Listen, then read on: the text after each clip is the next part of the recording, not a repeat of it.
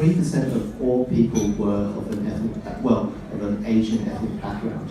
And if you look at Roseville, if you look at Chatswood today, it is so ethnically diverse now, especially with the Chinese people, people of other backgrounds. So I've had the privilege of seeing Chatswood, of seeing Ku-ring-gai and Willoughby come from something that is predominantly white to some place that is truly multicultural.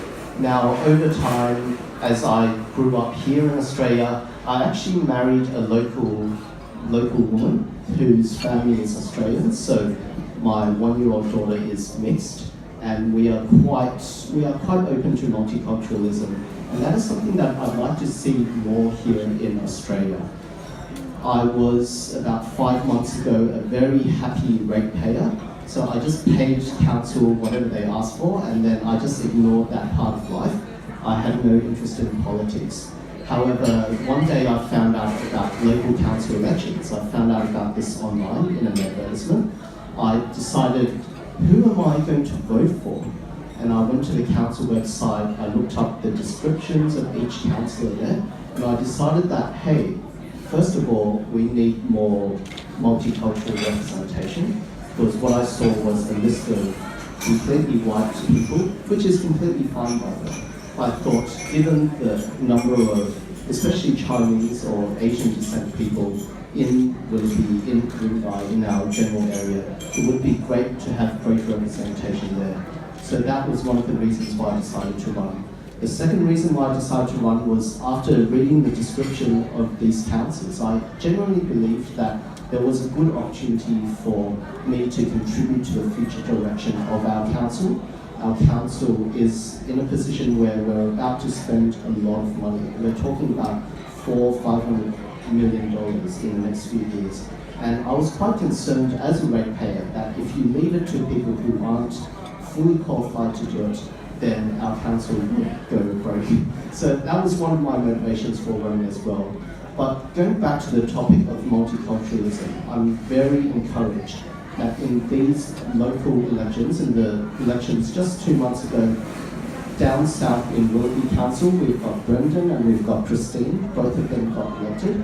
I'm very encouraged that to the west, in Ryde Council, we've got Simon down here, and I'm very encouraged to meet Cedric as well, who was also elected. So it's very encouraging for me to see that here in the northern part of Sydney, we're going to start to have a greater representation of Chinese people or of people of an Asian descent. Hopefully we as councillors can represent the community, not just Chinese, not just Asian, but be a voice for multiculturalism for our residents. Thank you.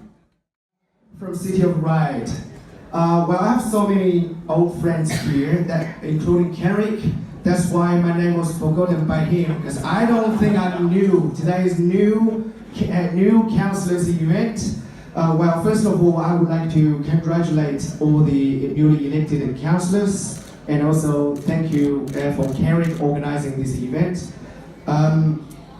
My interest in community as well as politics were activated a long time ago. That's why I said I'm not really new. I've been a business sponsor, I've been a singer, I've been volunteers in a lot of elections, mentored by the Honourable Ernest Wong as a mentor for a lot of young people here. And also as a first year student in the Institute of Future Leaders, and the committee member from the second year of Institute of Future Leaders, I want to say a big thank you to Mr. Ernest Wong. A little bit about myself. I'm a first generation Australian. I moved to Australia in 2002 from China as an international student. After finishing my civil engineering degree from University of New South Wales, I work in RTA, Road and Traffic Authority, as a civil and traffic engineer for 3 years before I started my own family business. As a happily married man, I have 2 young children growing up in Eastwood area. We see Eastwood and City of Ryde as our home. Ryde is a great multicultural city. Taking Eastwood as an example, 60% of the population there speak a language other than English at home. And 58 of the population in Eastwood were born overseas. So same as those multicultural families, I found out a few local issues needs improvement. For example, traffic there, street cleanliness, and parking.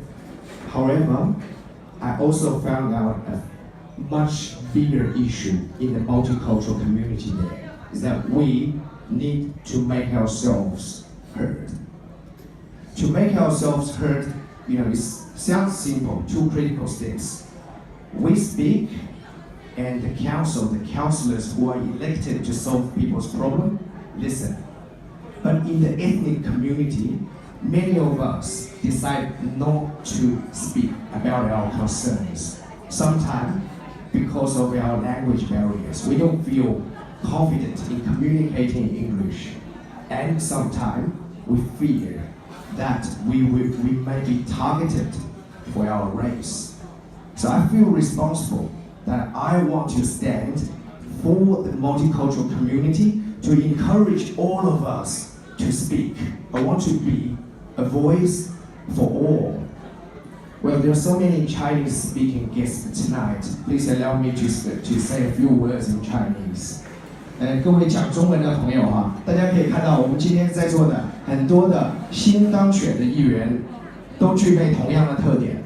我们了解澳大利亚的多元文化社区，我们了解澳大利亚各个市政府，我们能跟他们直接的沟通，同时我们了解我们少数族裔和华人圈里的文化。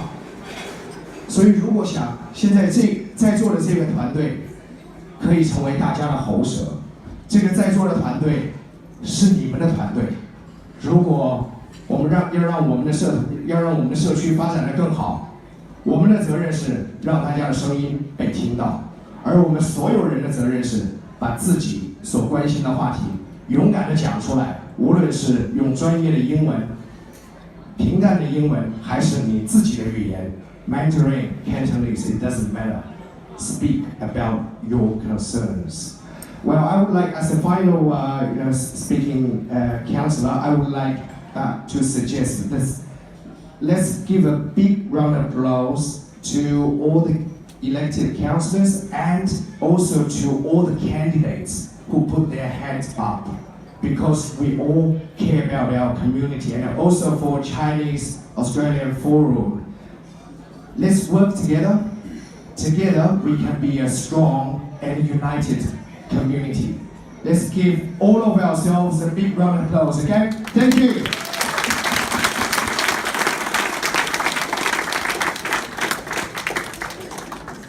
The first one, although not a council issue, is a topical area of discussion these days. What is your reaction and what are your views on the outcome of the same-sex marriage survey?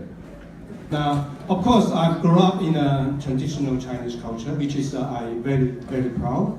And I know that in our culture, we have our view and on this particular matter. So, and this view is from very much our teaching and our culture. So I respect and I fully respect this cultural background.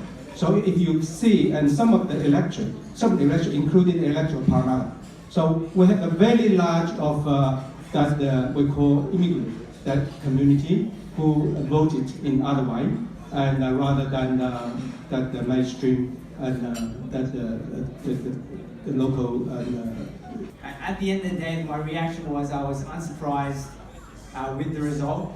Earlier last week, I actually was with Trent Zimmerman and we were discussing the numbers and what it looks like, and he was thinking it was going to be quite close, 55, 45.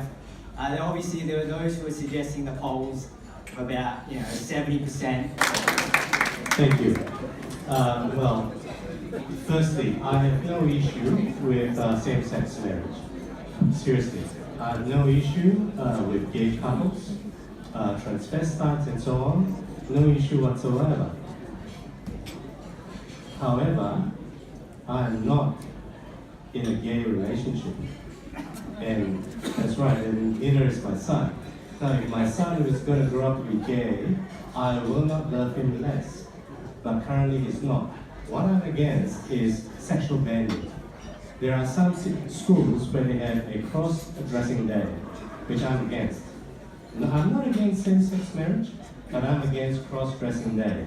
Well, now we're talking about the false and the result. Well, I'm from Cumberland, and as people who has looked at the result, 65% no, come on, 75 here. So we're on top in sense of voting no. But I have to say, people ask me why I voted. I actually had people come up to me and ask how I would vote in the upcoming same-sex marriage survey.